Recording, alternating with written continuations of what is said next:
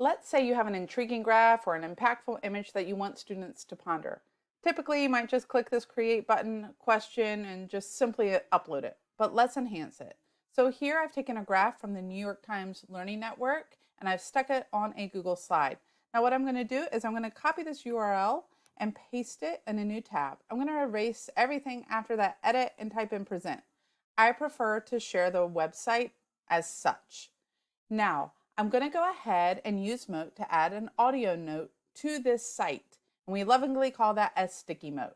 So I'm going to click the extension. I need to make sure I've turned on the record on Google and then start recording. This might be where I ask a specific question, I give students sentence frames, and I help them provide hints perhaps to construct a more meaningful answer in their response. Now don't forget, while I record this audio, Mote's also going to transcribe it automatically and offer me translation items. All of this is completely editable. So what I'm going to do is I'm going to add my date and then I'm going to share it. Now I can take this link and share it into my Google Classroom, or I can share to Google Classroom directly from here.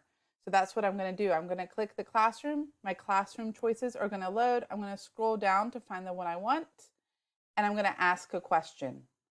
I'm then going to be directed to Google Classroom where I can complete all of the steps here, fill in anything that I need to do, and click Ask. Now, let me view this now as a teacher. When I go into my classwork, you can see my question of the day right here.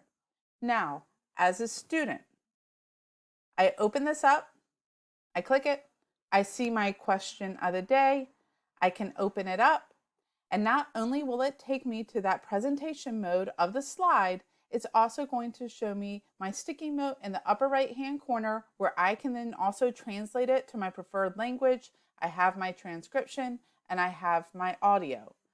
But let's not stop there. As a student, once I look at this graph, I read my transcription, I listen to it. Let's go a step further with Mote. So I can view the question, and rather than typing in my answer, why don't I use Mote again to give an audio response? So I'm going to use the Mote extension. I'm going to offer my audio response. I'm going to check it off. I'll copy my link and I'm going to paste it directly into my Google Classroom. Turn that in. And then what the teacher is going to see on their end is that I have turned this in, and they'll be able to see and hear my audio feedback. They'll be able to listen, and they'll be able to respond again using Mote to give feedback. And this is going to keep this conversation going and create a continuous feedback cycle using Mote.